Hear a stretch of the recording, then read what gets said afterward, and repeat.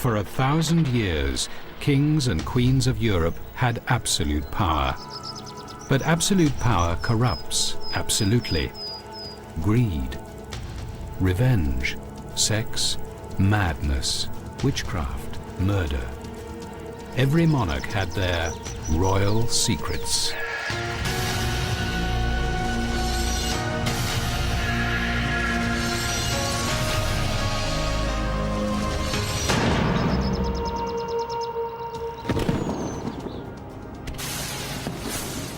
Every year on the 5th of November, the British celebrate a plot to kill a king. An assassin named Guy Fawkes planned to blow up Parliament and the king, but he was caught as he lit the fuse. Guy Fawkes was one of many assassins who have plagued royalty. Kings were constantly on their guard because anyone, foe, friend, or even family, could be plotting to take the crown. Most murder attempts failed, but the debauched Edward II of England, French peacemaker Henry IV, saintly King Wenceslas, all had a date with assassins.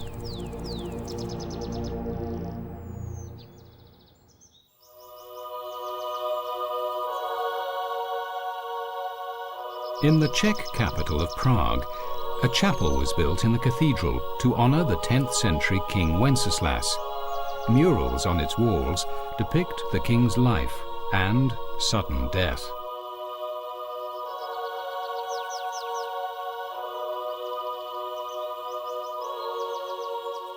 To this day, the Christmas carol Good King Wenceslas celebrates the king of what was then called Bohemia. Wenceslas embraced a new religion which was spreading across Eastern Europe: Christianity.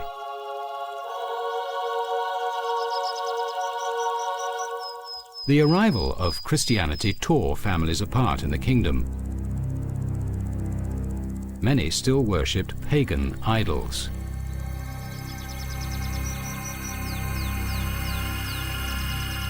The royal family was no different.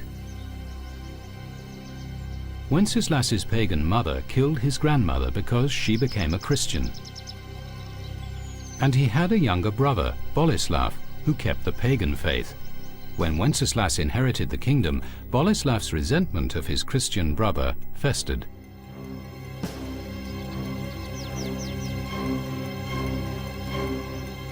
Wenceslas was so devoted to the new religion, he took a vow of chastity, guaranteeing he would never have an heir. When Boleslav had a son who would succeed when Wenceslas died, the royal line was destined to pass to the younger brother.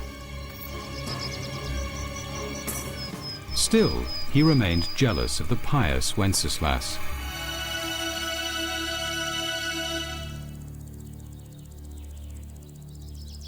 Suddenly, in the autumn of 929, Boleslav declared he was converting to Christianity. He built a church and invited King Wenceslas to attend its dedication. The king was overjoyed at his brother's turn of conscience. He left the capital Prague to travel to the new church at his brother's stronghold, Stara Boleslav. The younger brother gave Wenceslas a warm Christian greeting when he arrived.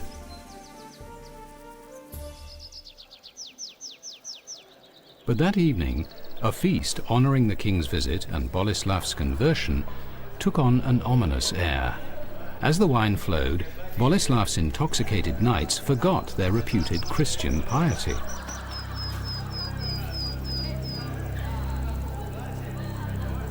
The drunken knights grew boisterous and then turned abusive as they insulted Wenceslas.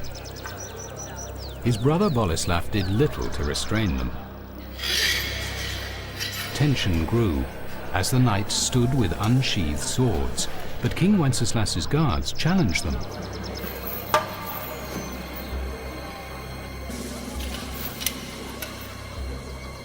Boleslav finally called his men to order, averting a deadly showdown in public.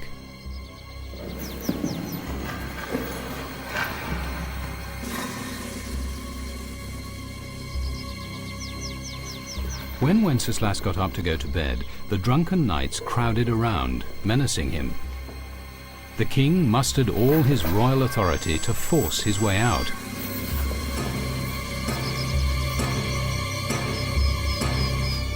Boleslav pointedly failed to help his brother to the door.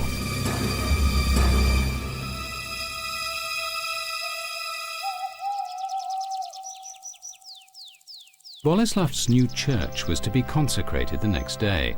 The devout King Wenceslas rose early to pray, then set out to the church. He was alone. When Wenceslas got to the chapel door, it slammed shut and the bolts were drawn. Wenceslas grasped the door handle, seeking sanctuary in the holy place, as Boleslav's men surrounded him. The men grabbed the king, dragging him to his younger brother's feet. Boleslav raised his sword and declared, "Yesterday I served thee as I could. Today, behold how brother serves brother."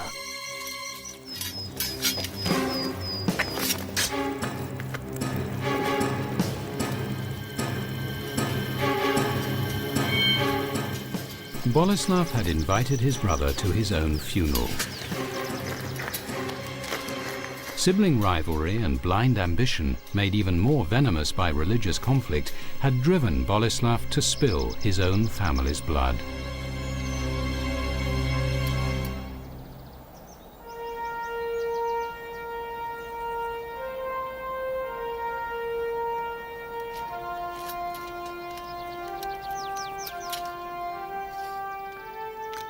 With Wenceslas dead, Boleslav seized power and vowed to rid his country of the new Christian religion. But the king's murder brought on a strange series of events.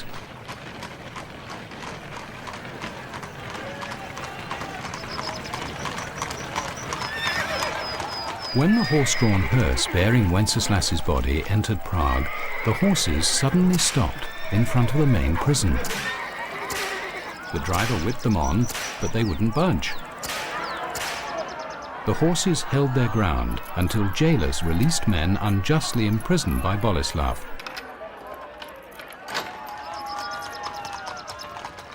Only then would the horses move on.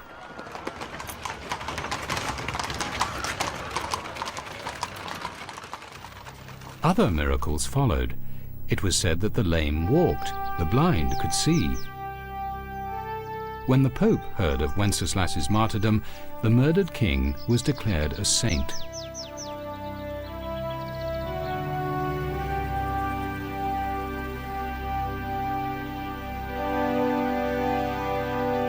The church then put pressure on Boleslav to show respect.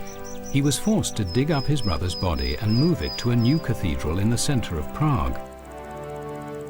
Saint Wenceslas's reputation spread across Europe. This sword and this helmet, relics of the king's last hours, have become national treasures.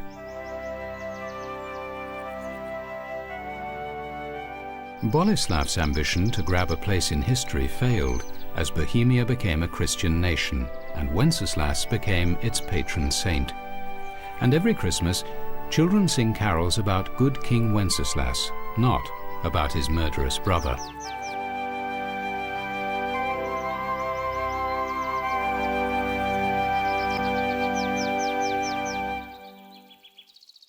Royal assassination came not only to the saintly. The evil sometimes had their just deserts. Witness the saga of England's Edward II. This unpopular royal ruled in the 1300s. His tyrannical reign blooded by gruesome executions. Official word claimed he died in his sleep. So in the last hours of his life, what were the awful screams coming from his window?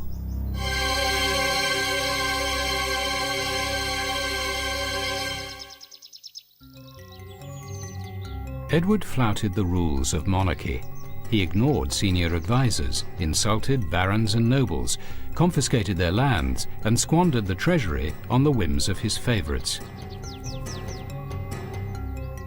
Some of these young men were rumoured to be his lovers. Edward was forced to make a diplomatic marriage to French Princess Isabella, but he soon neglected her and returned to his male lovers. Alienating both the nobles and his wife, King Edward had made a powerful set of enemies. The Queen took a lover, Lord Roger Mortimer. To be rid of Isabella, the king sent her to France as his ambassador. With the Queen gone, Edward accused her lover, Mortimer, of treason and condemned him to death in the Tower of London.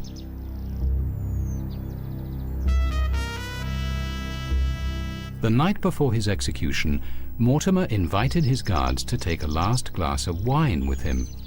The wine was drugged, and Mortimer escaped to France to join the Queen. There, Isabella and Mortimer gathered an army of disaffected English nobles and returned to England to depose the king. A monk named Thomas Dunhead, a friend of King Edward's, later wrote about the events he witnessed. In the year of 1327 there came many knights against our Lord Edward, and foremost amongst them was his own queen. She came with her lover Roger Mortimer, and against the will of the king fomented rebellion against him. Arriving in London, Queen Isabella encouraged her subjects to rise up against Edward. Sick of their corrupt king, Londoners responded to the Queen's words. A frenzied mob soon ran riot in the streets. The swarm dragged one of Edward's cronies, the Bishop of London, from his horse and cut his head off with a butcher's knife. The howling mob then turned to hunt down Edward's favourite boys. They were captured, sexually mutilated, and executed.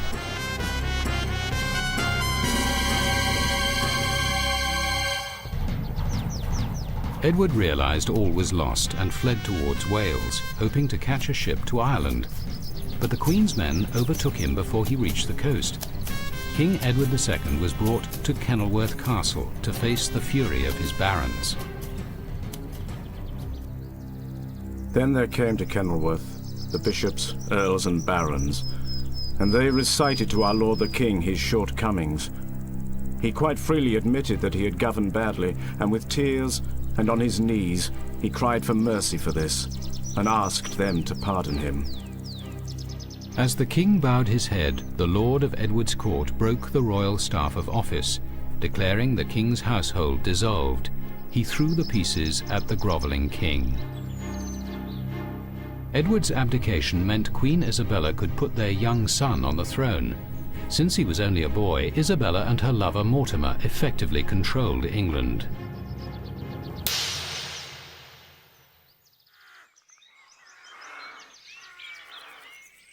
The disgraced king was locked up here at Berkeley Castle, while Isabella and Mortimer pondered Edward's fate.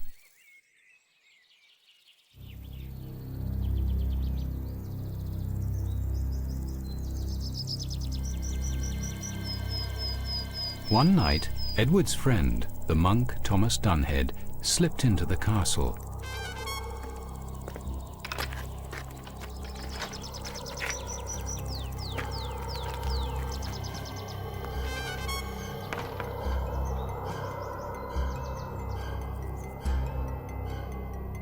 Under the guards' noses, Edward and Dunhead escaped.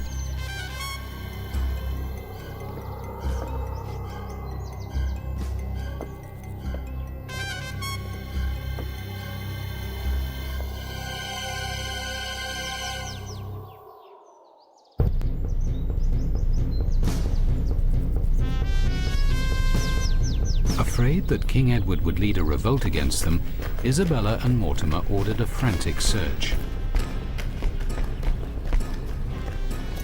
Within a few days, Edward was recaptured and thrown back into the dungeon at Berkeley Castle. A hideous fate awaited him.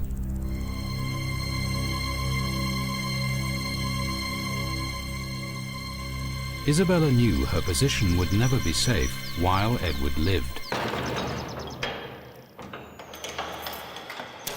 Mortimer sent a letter to Edward's jailers at Berkeley. Get rid of the king, but do it discreetly. The outright murder of a king anointed by God could easily provoke a rebellion against the perpetrators. There must be no sign of foul play.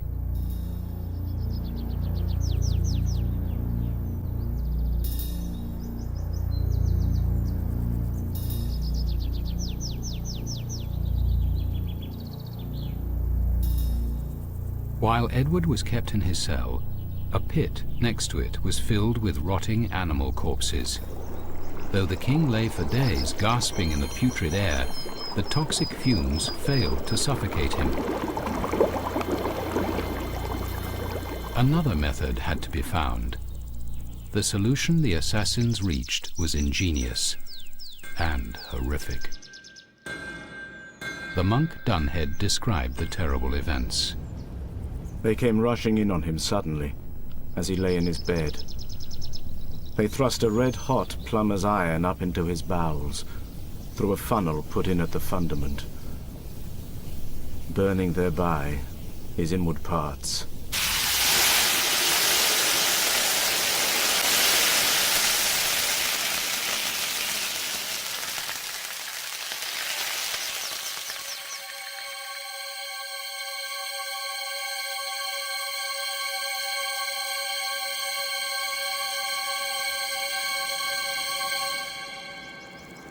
The king's death was excruciating. Even though the killers had taken care to make the murder as quiet as possible, several people on the other side of the castle walls heard screams that night, but they were too afraid to speak out.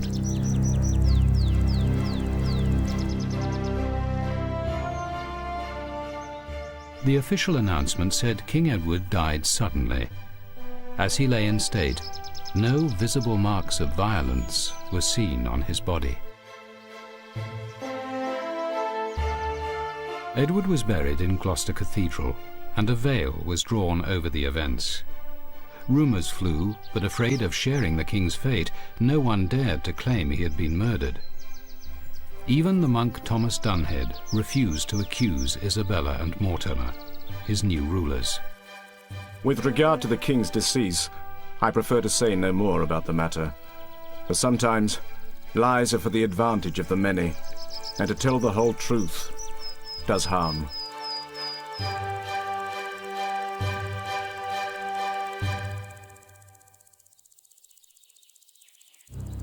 Edward II's assassination was a secret killing, but Henry IV of France repeatedly faced public attempts on his life.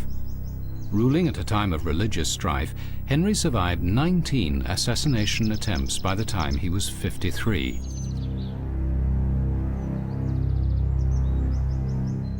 The king had already been almost strangled, and a stabbing had left his face permanently scarred. After yet another assassination attempt, this time with poison, Henry had all his food tasted. When his personal cook was away, the King of France dined only on boiled eggs.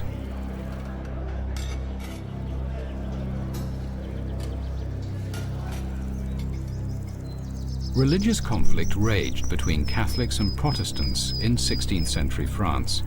Henry was a Protestant leader. His first marriage was to the reigning king's sister, who was a Catholic. When Henry's Protestant friends gathered to celebrate the marriage, Catholics attacked them. 3,000 were slaughtered in the infamous St. Bartholomew's Eve massacre. Later, when Henry rose to become king, he converted to Catholicism in an attempt to peacefully unite France.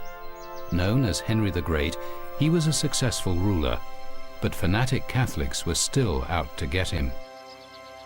With a long string of mistresses, his love life became public knowledge and left his first marriage in tatters.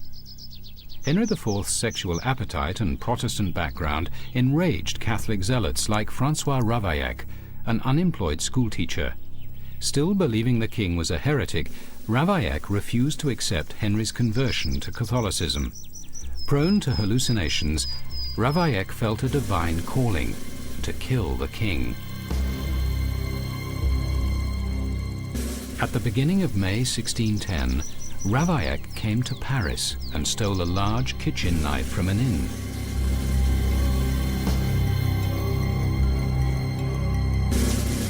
For days he stalked Henry, but he couldn't get past the king's guards.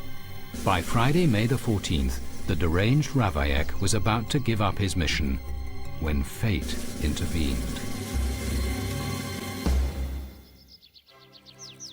On the same day, King Henry was preparing to greet his second wife, who had been crowned in Rheims Cathedral and was to make a ceremonial entrance into Paris.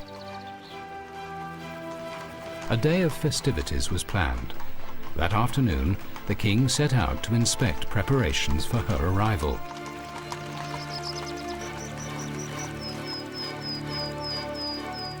It was a warm, sunny day as Henry rode in an open carriage. He left the Louvre Palace and moved along the Rue Saint-Honoré before turning into the Rue de la Ferronnerie.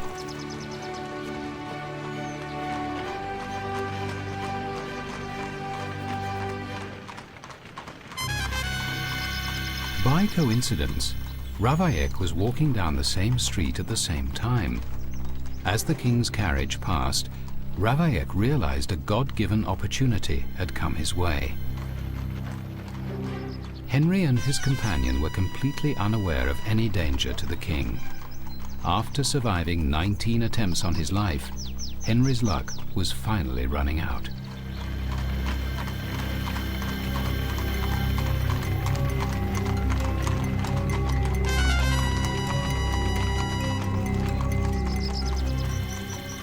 By sheer chance, the street ahead was blocked by a hay wagon. The royal carriage came to a stop. The king's security guards rode ahead to clear the way, leaving Henry unguarded. Ravaillac seized the moment.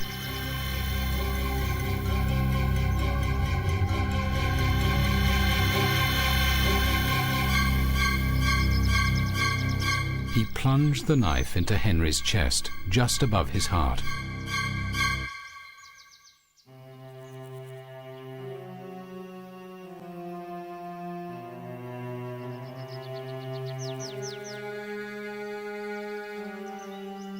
Henry IV died instantly, but his death was concealed from the public for fear of riots.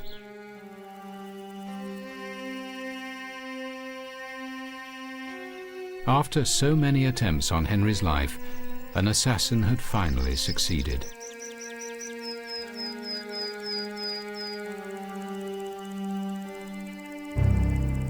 Ravaillac was taken for questioning to the Conciergerie, the infamous torture chamber of Paris. Royal security guards were convinced Ravaillac was a pawn in a conspiracy to overthrow the crown and impose a strict Catholic state on France. He was tortured to name his accomplices. His foot was crushed in a vice known as the boot. The arm that wielded the knife was plunged into burning sulfur. His flesh was first torn off with red-hot pincers. Then he was drenched with molten lead and boiling oil. The torture lasted 2 weeks, but throughout his ordeal, Ravaillac swore he acted alone. His torturers finally accepted he was telling the truth. On the 27th of May, 1610, Ravaillac was taken to Notre Dame Cathedral to atone for his crime. Then he was led here to the Place de Grève, the public execution square. A huge, furious crowd was waiting. The assassin's arms and legs were roped between 4 strong horses. They pulled in opposite directions. Ravaillac's body was stretched for an hour and a half before it ripped apart. Finally, the crowd hacked what was left of Ravaillac into tiny pieces. Edward II, Henry IV, King Wenceslas were examples to other monarchs. Saintly, good or evil, royals always faced the threat of murderous plots launched by their foes, or even by their own families. The assassin's message was clear: a king can never trust anyone.